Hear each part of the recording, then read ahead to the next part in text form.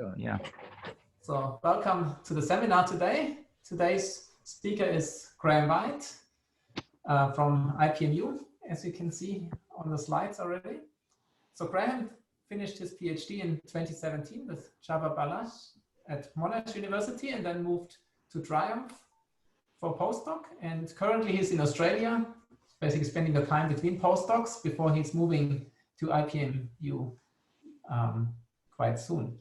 And he has been working a lot on phase transitions and recently also on gravitational waves and gravitational waves from phase transitions. And so he will be talking about this today. So please, Graham. All right. Thank you for the introduction, and I'm very happy to be here and see so many people I know. It feels like coming home, coming back to Australia. So I want to start with a bit of a sociological point about how the field seems to be thinking about phase transitions and gravitational waves. And so I kind of started out, and I guess the field started out thinking of gravitational waves as maybe a way of testing electric baryogenesis. And so here I've got just cut and pasted from Inspires the number of papers per year of electric baryogenesis. And it's kind of been a healthy field, which has plateaued in size for a very long time. But then when LIGO discovered gravitational waves, there's a bit of a cultural shift where gravitational waves started to become interesting, not just as a prediction and a way of testing electric baryogenesis, but interesting in its own right. And I want to give 3 reasons why. First is that the universe is transparent to gravitational waves right back to the beginning. If you want to probe the early universe using light, it's hard to go back further than recombination, which is about 1 million years after the universe birth. If you want to, you can also have an indirect probe of when the universe was about an MeV in temperature, looking at Big Bang nucleosynthesis and looking at primordial abundances of light elements. But gravitational waves, since the universe is transparent, takes you all the way up to basically anything which happened after reheating. In fact, reheating itself can give gravitational wave signatures. And secondly, it's a pretty amazing probe of BSM physics. So here I have various proposed experiments. It's not every proposed experiment, but you have pulsar timing arrays, LISA, DeSigo, and LIGO, as well as other experiments at the same frequency, including the Einstein telescope and the Cosmic Explorer. And on the x-axis, I've given roughly the scale you're probing, specifically for phase transition. Things are different for other sources like cosmic strings, but if you have a look at the scale that you're probing with gravitational waves, it rivals and probably, I guess you could say, exceeds flavor physics, and definitely succeeds anything we're planning to build with colliders. We're certainly not planning a 10 to the 8 GeV collider anytime soon. And then the third point is, and this is related to, I guess, the initial excitement about gravitational waves from phase transitions, is you can say that the nature of the electric phase transition is the big theoretical question that the next generation of experiments can probe. And you think about the 2 biggest experiments which are on the horizon. One is of course, LISA, which is got this very nice science fiction-y sort of depiction here from the LISA mission. And the other, of course, is upgrades to colliders. You have the high luminosity and high energy LHC, and hopefully a 100 TeV collider. And so the picture of gravitational waves is very, very simple. So what you can have is in the early universe, if the ground state of the universe can evolve as the temperature changes. And it's possible for the ground state to actually change, for there to become a true and a false vacuum. And if there's a barrier between the true and false vacuum, then you won't go into the new ground state homogeneously. Instead, you'll tunnel, and you have regions of homogeneous and inhomogeneous phase. And so, in other words, you have bubble nucleation. And these bubbles will disturb the plasma around them and cause these sound shells, which will also expand either going ahead of or behind or with the bubble wall. I've depicted here the fluid shells in green, and then the bubbles in blue. And then after the sound shells coalesce, you can have a period of turbulence where you have large scales breaking up into small scales. And so these are three different sources for your gravitational waves, which just sum. So you have your contribution from sound wave, your contribution from the turbulence, and your contribution from the collision of these scalar shells. And it's expected that the sound wave dominates. In fact, it's widely accepted now, except for in very rare cases where you can build a model where the collision term dominates. So this whole thing is a beautiful picture, which has inspired the imagination of hundreds, possibly more, BSM phenomenologists. So I guess theorists, though, we're having a look at the theory behind this, and it turns out there's a bit of mess to clean up. Underneath the hood of all this, you have tachyonic modes, you have uncertainty from your simulations. You have to consistently treat your inhomogeneous background. Future seminar speakers actually going to speak on this in detail. You have gauge dependence, and you also have a renormalization dependence. And so I say, and the good news is, if we did this to Mona Lisa, we'd have to clean up by the morning before the security guard throws us in jail. But in our case, we have maybe a decade or two before we're really going to see something either in future colliders or with Lisa. So we have plenty of time to improve the theory. But I want to emphasize just how bad some of the theoretical uncertainties are by talking about what turns out to be the dominant one. And so here I have a little bit of a teaser plot where I have a look at the gravitational wave signal from a particular extension of the standard model, and it's the exact same parameter point. All I've changed is the renormalization scale, and the scale dependence, the unphysical scale dependence, is so large that actually makes the visibility of this point in parameter space completely ambiguous, let alone any precision physics we want to do if we ever saw this. So, so the whole sausage machine and all the places where theoretical uncertainties can arise can be depicted by this diagram. So first you have your observables, which I show on the top left. I guess I can't point, but the top left is a sigma, which is your cross sections and all the things you can see in collider. And on your far right, you have your peak amplitude and your peak frequency. And then in between that, you have a bunch of thermal physics. So you have to produce a effective potential and effective action.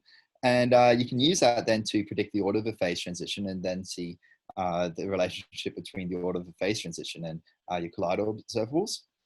Or then moving to the right, you have your macroscopic thermal parameters, such as the temperature when percolation happens, the bubble wall velocity, the latent heat, or actually usually the change in trace anomaly, and the inverse timescale of the phase transition. However, these macroscopic parameters are not the ones which are the most physically relevant for phase transitions. You then have to do another conversion to convert them to map those thermal parameters onto a fluid velocity, a mean bubble separation at the time of the time where these when percolation is happening, the time that each of your gravitational wave sources lasts, and finally the efficiency of energy going into each source. And so these, each of these steps relate to current and upcoming papers. One of them is on the archive with that's the one down the bottom and that includes a student who's actually listening in here, Daniel Vagi, who will be on the job market this year if there's any postdoc available around, any postdoc jobs around this round. So then the other two will hopefully be out in the next month or two. I give myself an incentive that I go on vacation this second that these two are out. So I'll definitely be making sure they're out soon. So let's talk about part one. And so part one is the relationship between, on my screen, I have this US sharing screen in front of these green diagram up the top. So hopefully you can't see that, I can just see my screen. But in case you can't, I'm going to describe it. You have your model, which is your Lagrangian, and then you have your effective potential, effective action, and the next arrow is your macroscopic thermal parameters. And so part one, we'll be looking at the uncertainty introduced in this particular line of in this particular part of the diagram. And so there are several places where uncertainty can rise, and the first is scale dependence.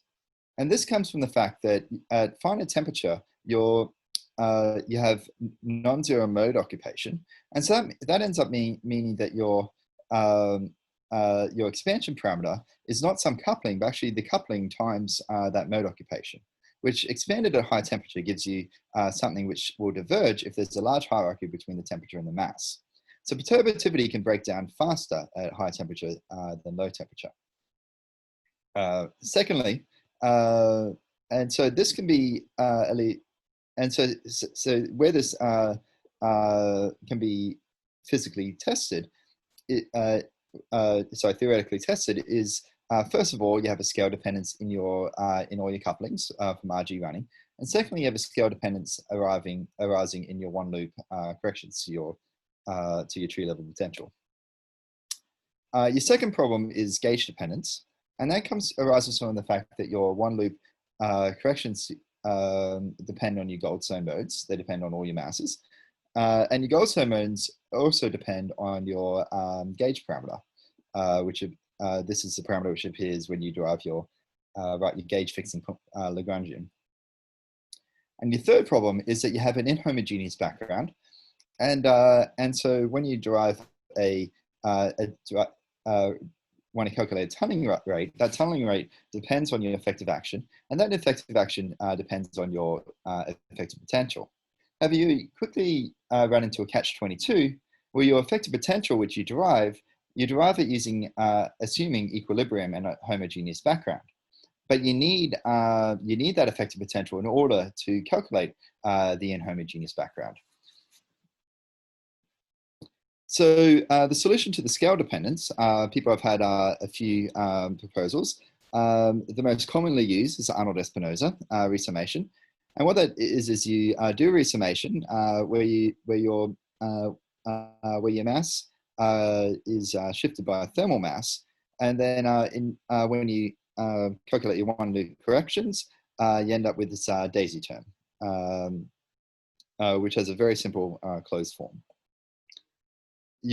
For your gauge dependence, it's common to do a H bar. One solution was a H bar expansion, and here one of the problems is that daisies appear at second ordered H bar, have two loop corrections appear at second ordered H bar. So it's very difficult to go past first order H bar. So you actually end up making the gauge dependence disappear at the cost of making the scale dependence worse.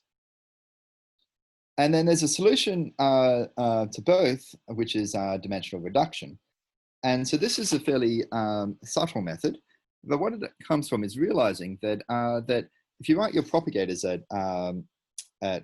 finite temperature in your imaginary formalism, all your diagrams will have these sums over these Matsubara modes. So this is a bosonic case, and this n here goes from 0 to infinity. And this looks exactly like if you had a Kaluza-Klein theory with a compactified dimension of size 1 over t, 1 over the temperature. So you have 3 large dimensions and 1 compactified dimension, which is your imaginary time. And so realizing this, what dimensional reduction does is it takes your full theory and integrates all your modes which appear at size at scale pi t or above. And so this is known as a hard or the super heavy mode, basically integrating out this entire Kaluza-Klein tower. And actually there are no zero modes for fermions. So you end up integrating out all your fermions. And that already is an improvement because fermions can be start to get very, very tricky on the lattice. And then what you end up getting is you end up getting a reduced theory in dimensionally reduced theory in 3 dimensions, which exist in the soft scale, which include these temporal components of your gauge bosons. However, these gauge bosons, after integrating out, have a mass equal to the thermal mass, and so those appear at a soft scale. And there's an even lower scale where your scalar lives near the critical temperature. And you can integrate out the soft scale to get a very, very simple theory, which has significantly less fields and also has the temperature plus all these extra UV fields appearing only through the matching. And the matching is done through a very simple formula. There's a master formula which you use all the way through, where your 3-dimensional field is equal to your 4-dimensional field. Sorry, there's missing a squared, so there should be 3D squared and 4D squared on the phi's on both sides. And then you just have the self energy and the relevant counter term disappear to match the 2 fields. And remarkably, this ends up being pretty remarkable theory because you end up with a less ad hoc resummation automatically because this matching relation ends up putting in your resummation automatically. It's manifestly gauge invariant, and it's easy to go to 2 loops because your 3D theory is much, much simpler. Your integrals are done in 3D rather than 4D, so they're much easier loop integrals. You typically don't get divergences, for one thing, and also you're allowed to have other ways of calculating the prefactor for the nucleation rate. So just on that last bit is a bit of a subtle point, which will go into more detail in my paper, but I'll just touch on it very, very, very briefly here. So recall that this problem of the nucleation rate, you have this catch-22 where you have to derive the background to derive the effective potential, but you need the effective potential to derive the background. There was a way around this invented by Langer, which only works if you have a large hierarchy of scales, and is invented something like 50 years ago. And but however, in 3D, dimensional reduction is all built around these large hierarchy of scales. So it ends up being a self-consistent way of calculating the nucleation rate to higher orders. So in order to test these theoretical uncertainties, we'll need a benchmark model. So I use standard model effective theory, but only with a single operator rather than the full 60 operators in the basis. Since only one operator really affects the potential, affects the electroweak phase transition. That's basically your Higgs to the power of 6. And we're going to define the scale by this capital M, which would be throughout depicted in units of GeV. So first looking at the uncertainty we get from the back reaction of the inhomogeneous background. So what we do is we find that so this green line here on the top part is the gradient expansion, which is the expansion you're forced to do in 4 dimensions, and it breaks down pretty badly. Around the top line is what is the corrections you get at higher orders to your effective action in 3D, and it turns out that the expansion ends up being very well under control. And then if we look at the scale dependence, which turns out to be the dominant error uncertainty, we vary the scale between t over 2 to 2 pi t, and for dimensional reduction, the bands appear to be very, very small, whereas the bands in the parameters which go into your gravitational wave amplitude, which is the bottom left and the bottom right. So your alpha, which is your change in your trace anomaly, varies by an order of magnitude in between these scales, and your and your inverse timescale varies by a factor of a few. And so and so what's also interesting is that this inverse timescale actually for dimensional reduction appears outside of the bands for your 4D. And the reason is almost certainly because of a systematic error that comes from this back reaction of the bounce. This catch-22 we refer to. Next, we have the gauge dependence in both the 3D and 4D approaches. And so there you have a much weaker dependence. So here, what we did to make a comparison, we noticed that that the scale parameter appears in logs. So a fair comparison is the log of the range that we looked before. So we do a comparison of roughly of the gauge parameter between 0 and 3 compared to 2 pi over t to pi over t, so to t over 2 for the scale dependence. And this also is getting right to the edge of where the gauge, if your gauge parameter gets too large, you start to get non-perturbative.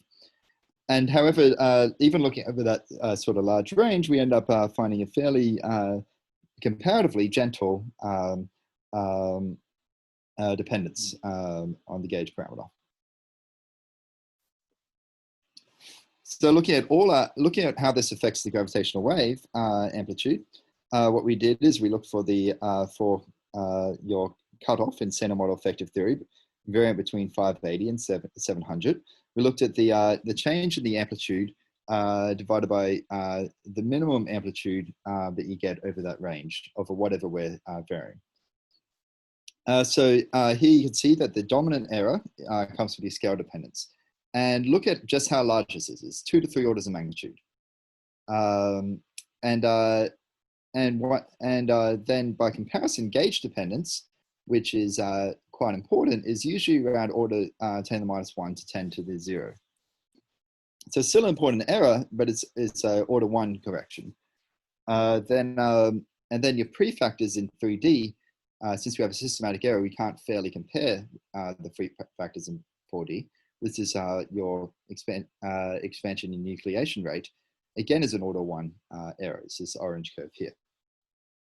So the next point I want to make is that next to leading order, you need to go to next to leading order in 3D for your scale dependence to be under control. Now that's tractable in 3D because going to 2 loops is a much easier proposition than it is in 4D. In 4D, though, however, it's not clear whether whether we actually need to go to 2 loops or whether we just need to do a better resummation. That's something we'll be unclear on when we lead our paper, but we do have a suggestive hint that at 4D we get very close to the error you get in 3D, which is this green line if you go to leading order, and you can analytically demonstrate that in both cases, your resummation at 1 loop in 3D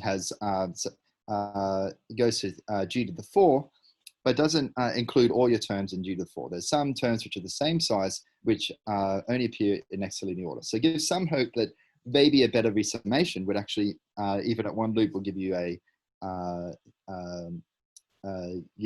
good handle even in 4D. So one question you might ask is, why is this error so huge? And the answer is because basically this whole sausage machine of turning a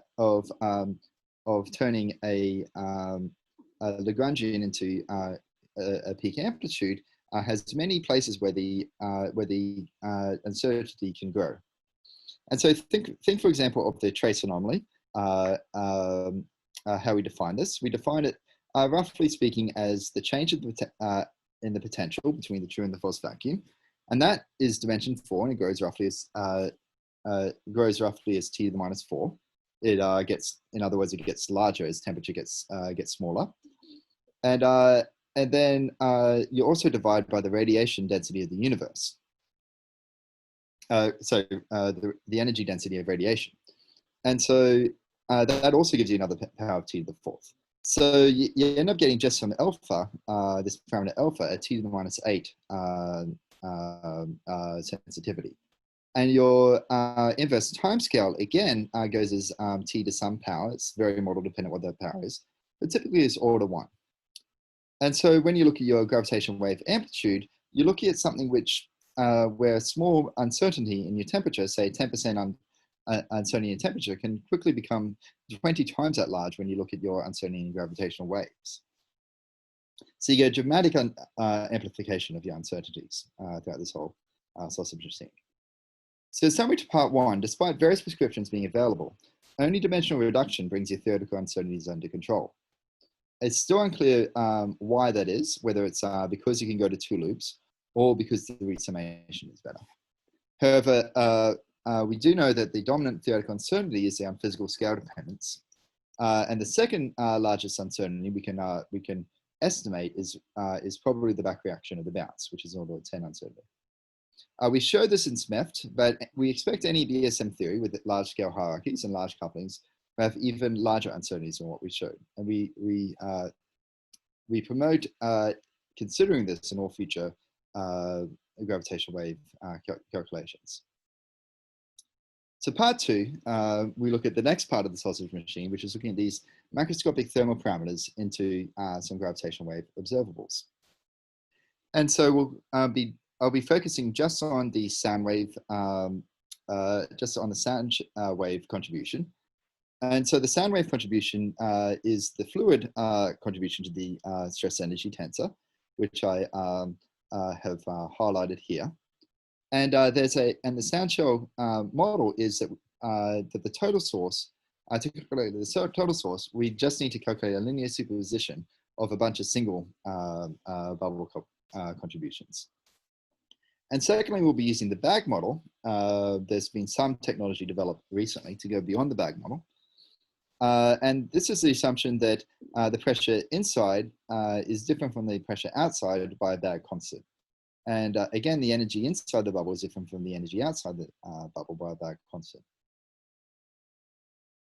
And so what we do is we to derive equations of motions for your fluid, for your velocity field, is we take the covariant derivative of the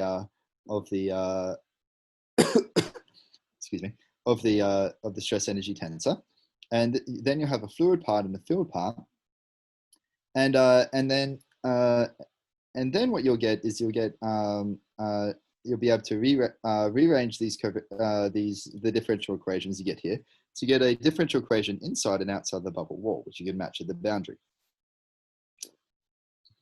And when you do this and you numerically solve, you can compare to some fits which have been done in the literature.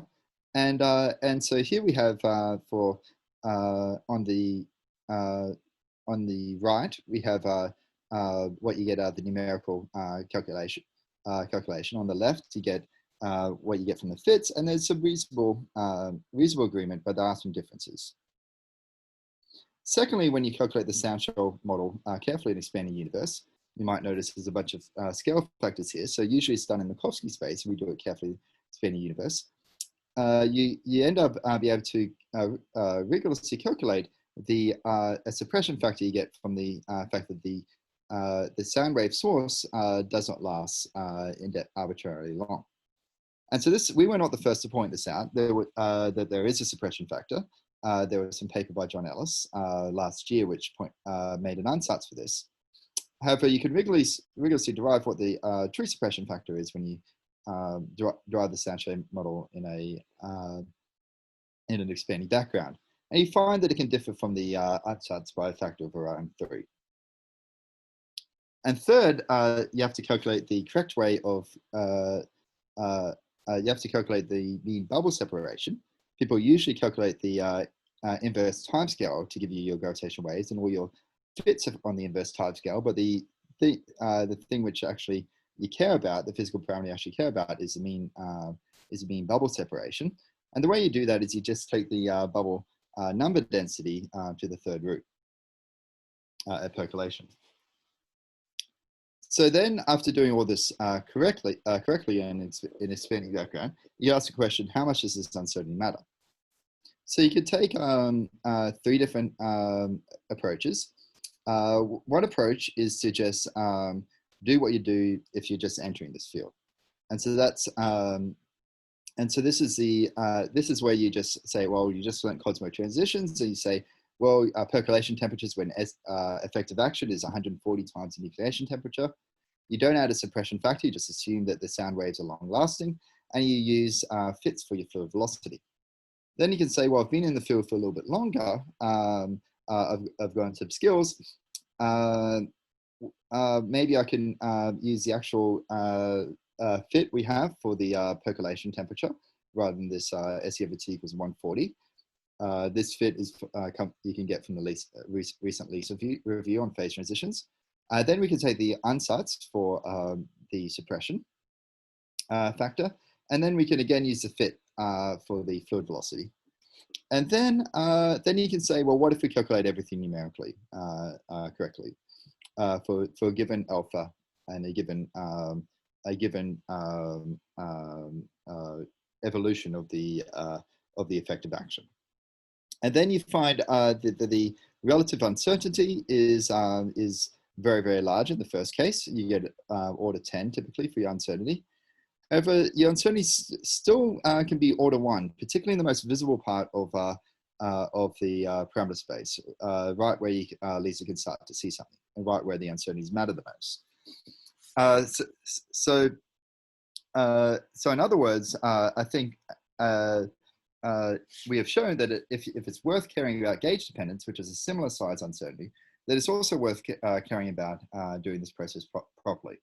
And also, it's not actually that terribly difficult to do either. So in part 2, we looked at some limitations and common methods for calculating the gravitational wave observables. And we found that these uncertainties are, while they're not as big as scale dependence, they are as big as gauge, can be as big as gauge dependence. And most importantly, this effect is strongest in the most visible transitions. Finally, moving away from gravitational waves, the other observables we can see using gravitational waves are collider observables. And so one question which I've heard posed many times by Marco and Musov is, what is the key question the next generation of colliders can answer? And the answer that he gives, and I tend to agree with, is what is the nature and character and order of the electroweak phase transition? And so, and then the second argument is that of all simple extensions to the standard model, the hardest thing to see is a singlet. So if you could either verify the part of the parameter space in a real singlet, which gives you a strong first order phase transition, or exclude that part, then you can just about, apart from maybe the caveat of some very, very complicated model made with many, many particles, with that caveat aside, you can say that you've made a qualitative statement about the electroweak nature of the electroweak phase transition. However, one thing that we've found is that the theoretical uncertainties are so much larger at finite temperature than we appreciate. And so, one thing we're going to do is we're going to take those theoretical uncertainties into account. And secondly, past works have only looked at typically a single channel at future colliders. So we want to look at multiple channels in order to get a real robust statement about the capabilities of future colliders to probe whether you have a strong first order transition or not. And this is particularly important because there tends to be a complementarity between your different channels. Specifically, when your branching ratio of your heavy scalar to Higgs gets small, and you think, well, that's a very hard point to see, it turns out that your branching ratio to ZZ and WW gets much, much larger. And so often points which have been very hard to see in previous analysis will turn out to be easy to see, and vice versa. Oh, sorry, not vice versa, because H2 to ZZ hasn't really been looked at before, apart from mentioned. Okay, so then we need a philosophy on uncertainties, and so I'm going to advocate for the following. If you want to say something is a discovery, you need to be conservative. You want to make sure that if you see something at a collider, that it really is, and you want to say, oh yes, we've proven strong first order phase transition, you want to be sure that it's true within theoretical uncertainties. On the other hand, if you want to say it's ruled out, if you want to say we know the electric phase transition is second order, you want to be liberal. You want to make sure it's really ruled out. So to do that, what we're going to do is we're going to have some a liberal data set and a conservative data set. So the liberal data set, we say a point is successful if a single point within our uncertainty band gives a strong first order electric phase transition. And then for a conservative data set, we're going to say it's a point is successful if every point in the uncertainty band gives a strong first order electric phase transition. There will also be a centrist band, which I won't go into, but they'll appear on our plots. But I'm going to show you some preliminary plots, which we produce on the way. However, what we need to do is we need to choose our poison in producing these results. So first of all, we can choose between scale dependence and gauge dependence, because Arnold-Espinosa is a gauge-dependent calculation, which gives you a theoretical uncertainty. But then there's this H-bar expansion done at 4D. However, at leading order H-bar, since we're not going two loops, will not have any resummation, so the scale dependence is worse. We're going to go for Arnold-Espinosa because A, we don't have the technology to do a scan with centimole plus real singlet, especially when you have multiple ultra soft modes, or when you have mixed scales in your phase in your dynamical scalars. And so ultimately we have to choose one of these poisons, and we're going to go with Arnold-Espinosa. But future work will have to compare with these two methods and ultimately prove on these 4D methods, both of them. And ultimately, we need to be able to do dimensional reduction. So to define our uncertainty bands, first we need to derive the one-loop effective potential and covariant gauge. Previous in the literature, it's often done in our Z gauges. However, the problem with this is that it's been argued that this is inconsistent to do when you have a phase transition, because your gauge fixing Lagrangian fixes your VEV in RZ gauges, whereas here we want that to float in the covariant gauges. And then we've got to elevate all our couplings to be running couplings. And then we're going to vary our scale by an order of magnitude between the Z mass divided by 2 times 5 times the Z mass. We're going to also have a variation in our gauge parameter between 0 and 3. We're also going to allow 30 GeV tolerance for 0 temperature VEV at one loop. This will update in the final analysis, but since I'll be showing preliminary results, I'll show what we've done so far rather than what we're planning to do. And then we use the program Phase Tracer, which was developed by some people in Australia, including Yang Zhang, who I believe is in the audience, in order to analyze each of this parameter set. So here are some preliminary results. And we look at two colliders. We look at a 100 TeV collider at 30 autobahns, a 27 TeV collider. And so these, and the x-axis is your heavy singlet. And then the y-axis is the maximum significance between your heavy Higgs to your light Higgs. So your heavy scalar to light scalar. And your Higgs to ZZ or WW, but ZZ always tends to dominate. And so your conservative points, where all points within your uncertainty band give you a strong first order phase transition, are these red points. Your liberal points, both of these are these blue and green points. There's a slight difference between how we categorize them. But for the purpose of these talks, let's take them both as these liberal points. And if a point is a square, that means it's a point which is not ruled out by current data. And if a point is an X, that means it's a point which is ruled out by current data. So we've included points. One thing you notice is on the left-hand side, that all the points below this black line actually turn out to be ruled out at 100 TeV collider. So we find a few qualitative results. One is that including Higgs to ZZ significantly improves the reach of the collider. So you need a significantly weaker collider in order to probe the electroweak phase transition.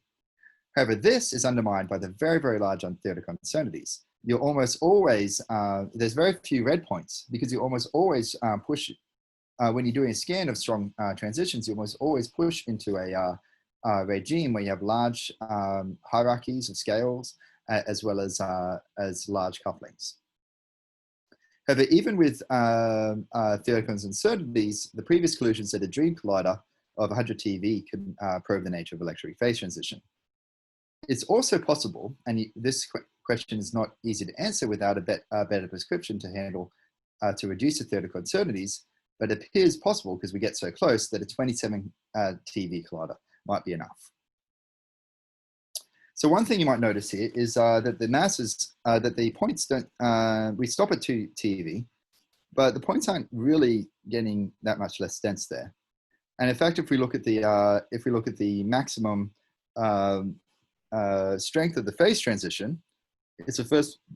Keep in mind, it's a first order transition. If this is greater than 1, it doesn't seem to. It seems to be plateauing above around about a TeV. There seems to be some narrowing, but then some plateauing. So what is going on here? Should we just keep scanning forever up to multiple TeV? Well, maybe, but there's a problem where the theoretical error actually grows with mass, but also so does the fine tuning.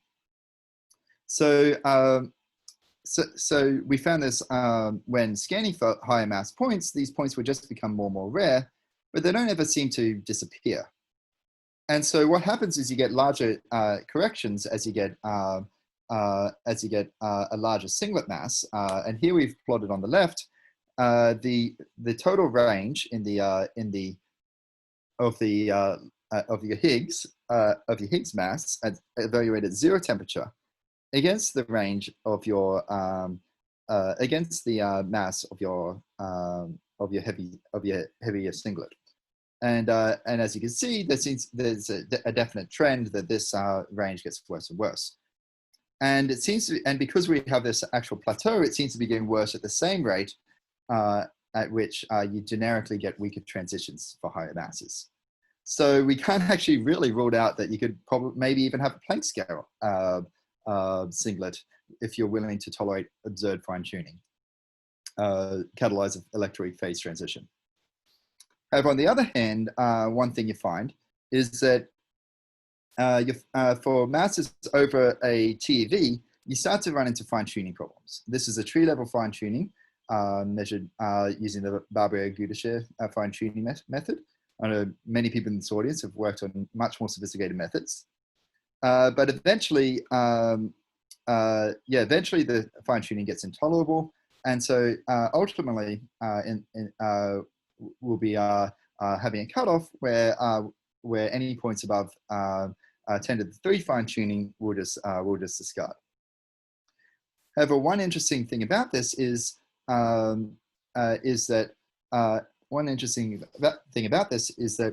the question of naturalness is not completely decoupled from the question of a strong first-order electroweak phase transition and being able to probe whether we've had one or not. With all that caveat in mind, what machine do we need? And so here we have some. Here we have the sort of machine we would need to completely exclude points on the left, and on the right we have points which we need to discover at 5 sigma. So 2 sigma to exclude and 5 sigma to discover. And one thing we find is that the high energy, high luminosity LHC does pretty darn well. It gets down to almost 99.9% of the points by the time you get to a few Aldebaran, inverse Aldebarans. Secondly, you find that that you need that you get pretty much a discovery at 100 TeV at an inverse Aldebaran. So you actually need arguably a slightly weaker collider than was previously proposed, with these caveats of fine-tuning and theoretical uncertainties. So summary of part 3. If theoretical uncertainties qualitatively change the needed collider design to test a strong first-order phase transition, electroweak phase transition, This is more than compensated if you look at complementary channels. We cannot rule out a very large singlets catalyzing a strong first order electric phase transition within third of uncertainties. And then then you can ask the question, it's a big question for the next colliders. Is the universe natural, which is what some people have been proposing, and what is the nature of electric phase transition? But it turns out you may not be able to decouple these questions. Upgraded methods of handling the phase transition are needed to get precise verdict on all these issues. So total summary, we have at least a decade before the next generation experiments shed lights on the electric phase transition. Theory has a large gap to catch up on to interpret any results we get.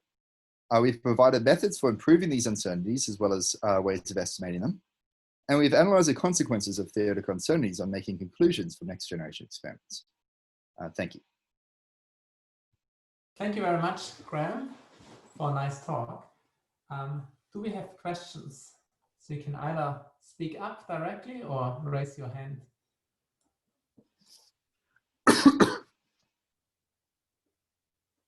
Let me start. Actually, let me take the opportunity. Let me start. Oh, no, Archer, you want to. Okay, Archer, you can start. No, I was just waiting for other people, but yeah, no, go ahead. I was just joking. Yeah, no, okay. So one question which I had, when you go to that 3D EFT, do you also do a lattice calculation in the end to get the final result for the kind of nucleation temperature and all those quantities, or is it completely analytic, the calculation? Completely analytic. So next to leading order, 3D is tractable. Lattice is not, for me at least. But we just argue in our upcoming paper that 3D does pretty well at next to leading order compared to lattice at every case that's been looked at so far. But yeah, there is the issue that that there is a slight difference, not much of a difference, but a slight difference between lattice and what 3D finds. Yeah, no, I'm asking because I think Michael Ramsey-Mussolf, he had a paper where they then included some lattice calculation for the, or at least some Finnish groups there. I remember, I know for 2 Higgs doublet model it has been done. It's a Tommy lattice. Mm-hmm. Yeah, so it's been done on 2 Higgs doublet. It's been done in standard model at a lower Higgs mass, and so there's some understanding there. And that paper, Michael Ramsey-Mussolf had a recent paper which looked at looked at using 3D when you have basically where your 3D is basically a standard model 3D.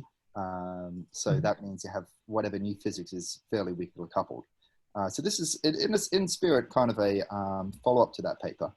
And in doing that, we got to have a look at the gravitational waves and realize just how terrible just how terrible 4D is.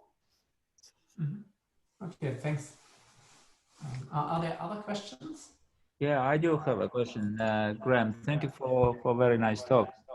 I'm a little bit confused about the scale dependence versus resummation or daisy resummation you mentioned, right? Mm-hmm. So obviously in 4D zero temperature, effective potential, we know how to deal with the scale dependence, right? It's just renormalization group improved scale dependence.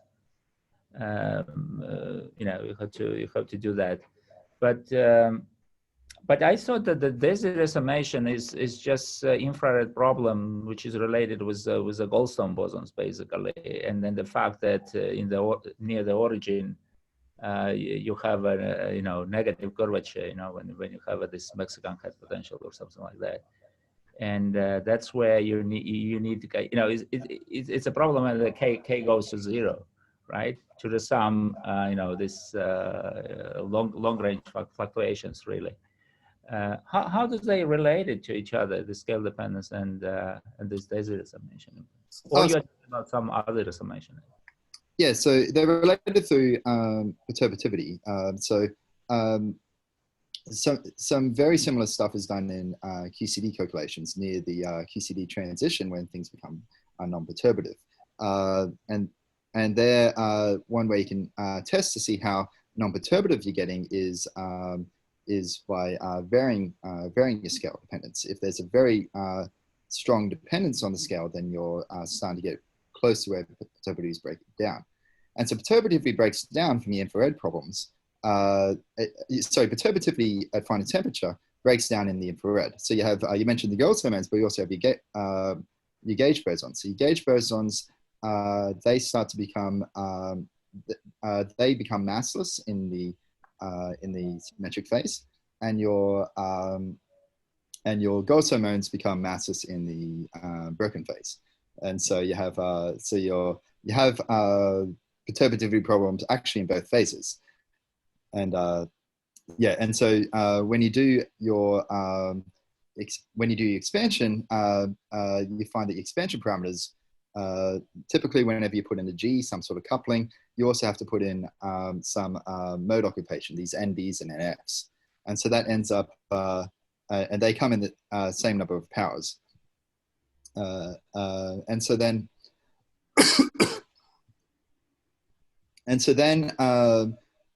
then if G times NB gets large, then you have perturbativity breaking down in your infrared. Does that make sense? Right. Yeah. Well, I understand the breaking of perturbation theory, presumably, yes. But what it has to do with the scale dependence per se, which you can deal. Well, I don't know. Maybe you can deal that in it's a different problem. It looks like to me. Yeah. So they're related because if you have if perturbation theory is acting very well, then you should be able to, there should be, and there's no hierarchy of scales, then there should be a value of your scale which you can choose, which makes all your...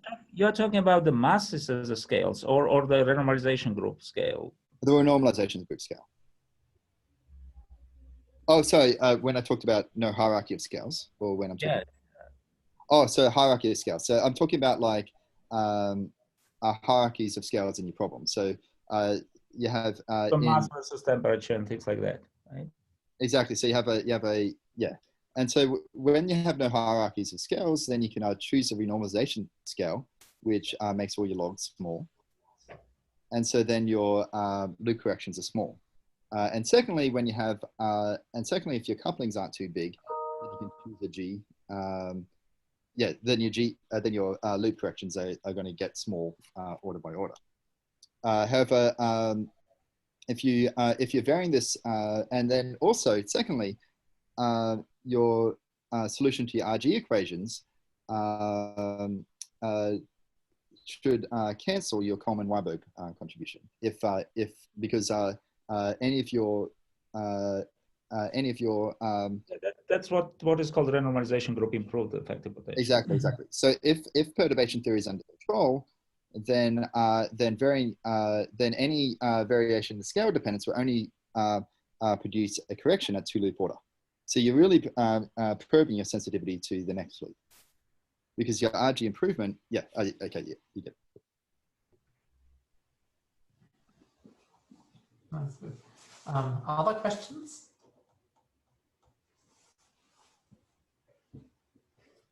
Maybe I can ask another one. So you showed in the end there, we discussed that model with the singlets, and there was that strange behavior that you still somehow get a first order phase transition or a kind of strong phase transition if you go to higher masses. Mm-hmm. I don't understand that completely yet, because I would have naively expected there should be some decoupling happening. That at some point, if I send a mass to infinity, the effects of the singlet should basically go to 0. Yeah, so a very naive explanation, which is that as you get this hierarchy in scales, you get as your singlet mass gets heavier and heavier, then varying the RG scale in the singlet mass makes a bigger change to the Higgs potential because you get a bigger change in your Coleman-Weinberg, and this is kind of the little hierarchy problem, right? And so we know that if you have a Higgs mass of say 65 GeV, then you have a strong first order phase transition. So you could potentially vary the the higher the you put the singlet, the more varying the scale ends up causing this back reaction, where you could have within theoretical uncertainties the Higgs mass be really low. So that's one explanation. We haven't fully tried to understand why. It just seems that as you that the theoretical uncertainty grows at the same rate as the decoupling, which means that it appears that in principle, if you're willing to look hard enough, you could find points within theoretical uncertainties at any mass you want, which can give an electric phase transition. So the issue is really the theoretical uncertainty there. Exactly. What is Yeah, if I just stuck to 91 GeV as my renormalization scale the whole time, then I'd never find after about, say, a TV or maybe a little bit above a TV, I'll probably stop finding points. But then, yeah. But okay, if you have a large separation of scales, you should go probably to an effective theory, right? Where you integrate out the singlet and then only work with the effective theory. Yeah, wouldn't they decouple from the plasma eventually, at some point, if it's too high? Yeah, yeah. So it's not just thermal corrections though, where the singlet. It's also the singlet's VEV is changing, which can catalyze the electric phase transition. There's also the interaction between the singlet parameters and the Higgs parameters. You have different two-level Higgs parameters once the singlet has a VEV. But yeah, certainly you get no thermally induced phase transition once you get above. Once you even get actually, we know from stop baryogenesis that you can't get a thermal induced transition unless you have a scalar below the top mass.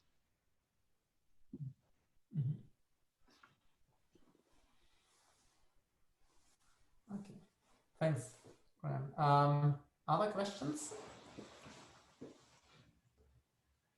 If there are no other questions at the moment, I think we thank Graham once more, and we can stop the recording. And if you want to ask questions off the record,